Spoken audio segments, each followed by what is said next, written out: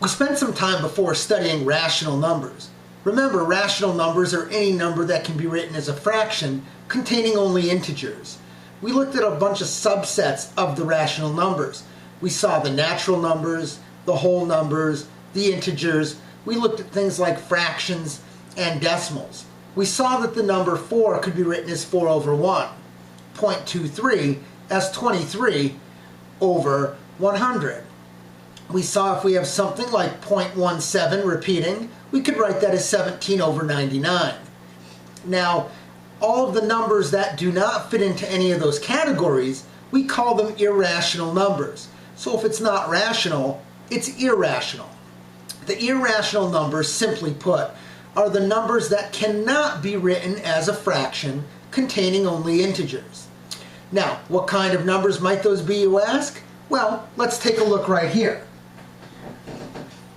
Typically, our irrational numbers are non-repeating, non-ending decimals. In other words, the decimal doesn't end, it goes on forever, and it doesn't repeat.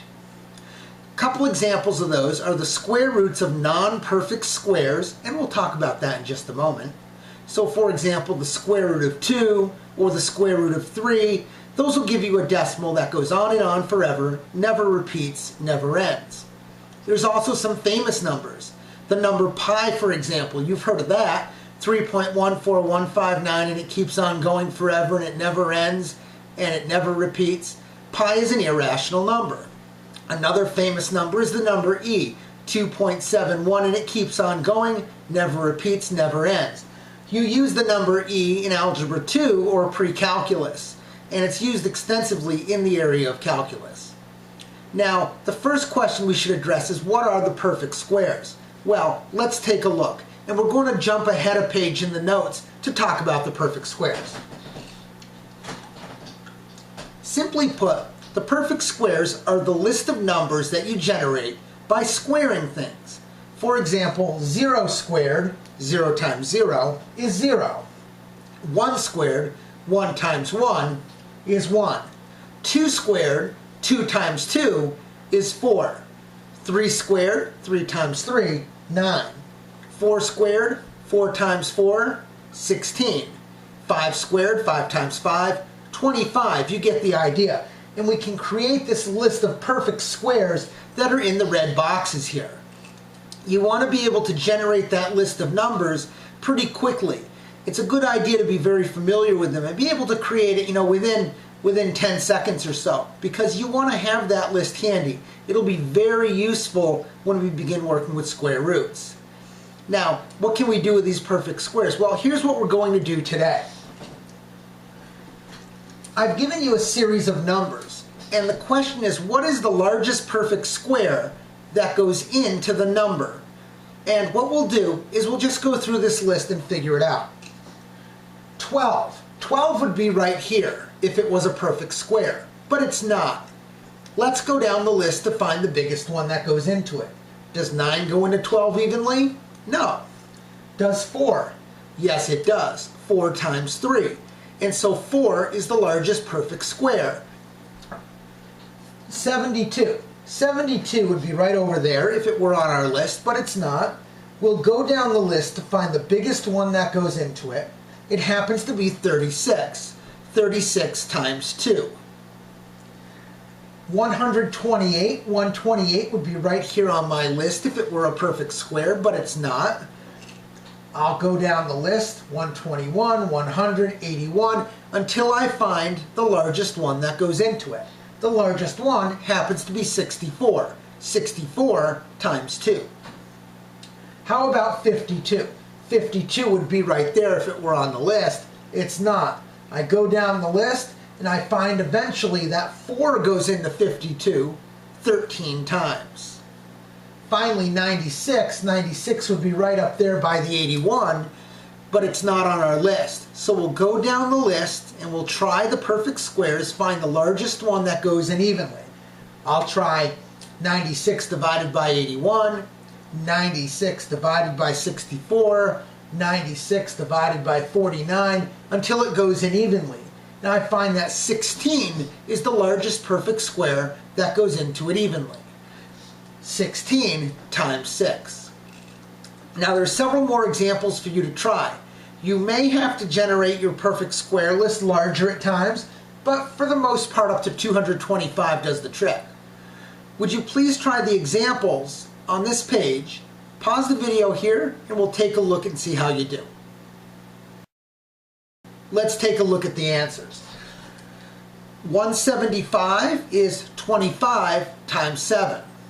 48 is 16 times 3. 450 is 225 times 2. 192 is 64 times 3. 162 is 81 times 2. 525 is 25 times 21. 700 is 100 times 7. 185 is 1 times 185. The biggest one that goes in there is 1. Kind of a tricky one. 500 is 100 times 5. And so we just went down the list and looked for the largest perfect square that went into each number. Now, let's take a look at some examples here on the previous page. What we're going to do is look at some numbers and determine whether they are rational or irrational. Our first example is the square root of 52. 52 is not a perfect square. It was not on our list.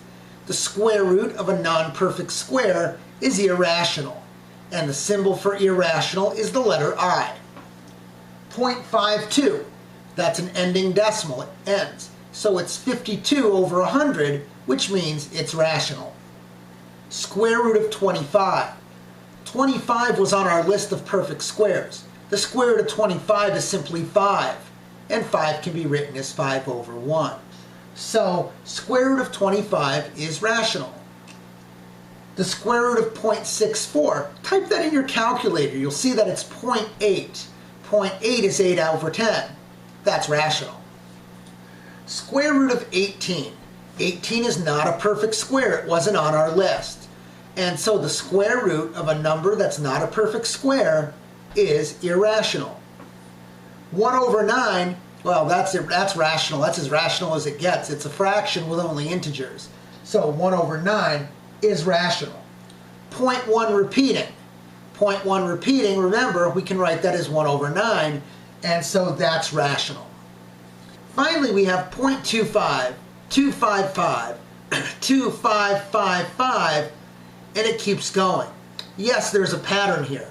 The pattern is that each time an additional 5 is added into the string. But the decimal does not end, and it does not repeat. There's a pattern, but it doesn't repeat. Therefore, it's irrational. Now, there's several more examples of these to try. Please pause the video here and work through these examples to determine if they are rational or irrational.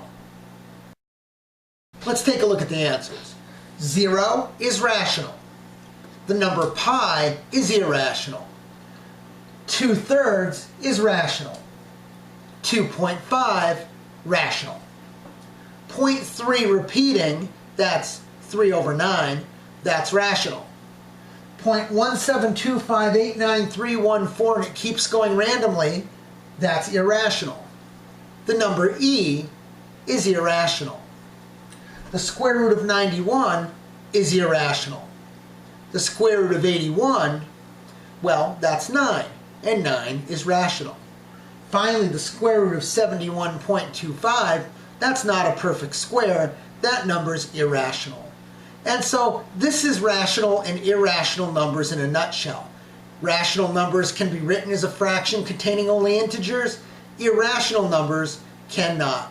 You should be able to now write the list of perfect squares, find the largest perfect square that goes into a number, and be able to identify rational and irrational numbers given a list.